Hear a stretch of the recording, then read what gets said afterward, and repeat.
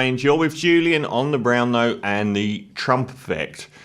Apologies for going on about this man, but he's flooding the zone with impacts all over the world at the moment, but trying to find more interesting things to actually say about him. And one of those is the really interesting impact that he's having on the usual left and right dynamics in other countries. So it's twofold, and it's like where you've got, say, a country like Australia, where you've got a very defined right-wing conservative Liberal Party and a very well-defined left-wing-ish Labour Party. The impact that Trump is having is to boost the left globally, especially in Western democracies, and it's twofold. One, the world watches the chaos that's unfurling in America and doesn't want to copy it with regards to the complete destruction of democracy and the installing of a fascist dictatorship. And people, for some reason, don't want to go down that road. And the other one is his relentless attacking of other countries, usually allies, which is galvanizing countries in a patriotic way against him and his country. And when it comes to goods or military or anything, it's very prominent in a lot of countries.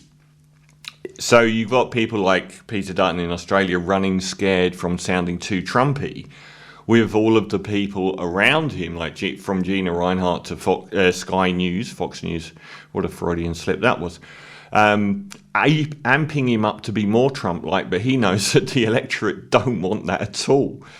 And he screwed that up today, didn't he? He's announcing that he wants to strip citizenship of people with dual nationality, not dependent on their skin colour or whether they support certain ideals. Now, a great example of this is Canada. Canada have been in the firing line more than anyone else in a multitude of ways, because they're already a prominent country as well. I mean, Greenland, to be blunt, no one knows anyone who is in Greenland or has probably been there, and they don't have many people there either. But Canada's a big power in the global scheme of things, and it's a very well-defined country. Many people have been there from Australia, and it's a much more in the headlights scenario. And they have come together in a massive way against America, and they haven't sort of bowed down and kissed the boot. They've actually sort of found a new vigour to the country. It's almost been a positive for them. I feel it's been a positive for them, what's happened. So what's happened in Canada is very, very interesting.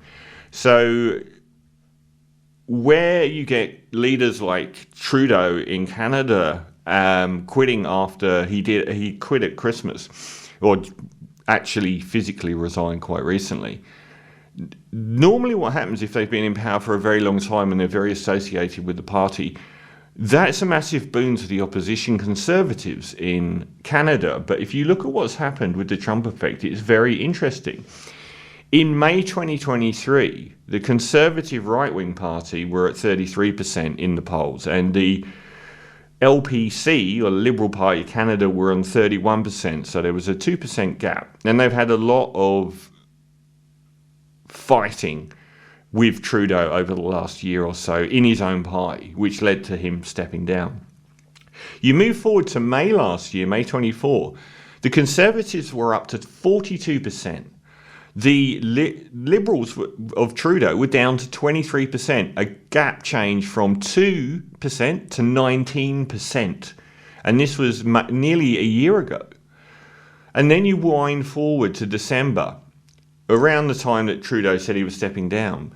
The Conservatives were up to an incredible 47%, and the Liberals were down to 20%, an astonishing gap between the two main parties of 27 points.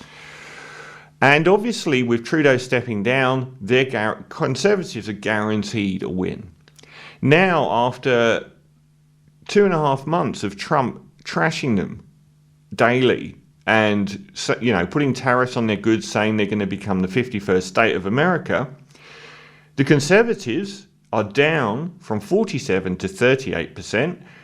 The Liberals of Trudeau are up from 20 to 36. Now that margin between the two parties is back to 2%. And it's looking like the Conservatives in Canada are going to lose the next election because of Trump. And this is being repeated around the world. They don't want to copy America and be like they are at the moment. And his attacks are galvanizing countries. Buy Canada, buy Canadian. Turn American goods upside down in the supermarket so other shoppers know that they're American goods and don't buy them. Or if you're the Liquor Board of Ontario, the largest buyer of liquor in the world, you remove all American liquor products from your shelves. And this, like, Dutton was probably 2 months ago, 3 months ago, Dutton was leaning into the whole I'm Australia's Trump thing.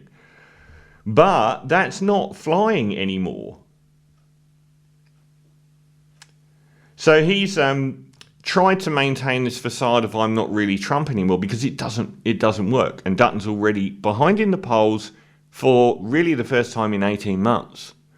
And the Liberal Party are behind in the polls. I mean, I called the election in August last year saying that he had no hope of winning. And I don't care what your polls are, but it's an interesting reflection of public sentiment. And you have got Albo, who has come out and tried to be Canada Light. And he's tried to own it. And he's tried to say, buy Australian goods. He's looking good. Because he's looking like he'd stand up to Trump. Whereas Dutton's saying, I'd be better at negotiating with Trump. And we've got stuff like AUKUS, like the submarine deal, where everyone's saying, are they going to start asking us for our minerals? You damn right they are. So it's reaping rewards for the fact that Trump's in power in America, and is making it one very, very unopportunistic, if you are a populist right-wing opposition leader at the moment, because no one wants to vote anything close to Trump in, not in Australia or Canada, and it's probably true in most countries. And the other thing is he keeps attacking you. He keeps attacking all of his allies in a manner that is making them very patriotic and galvanizing the population.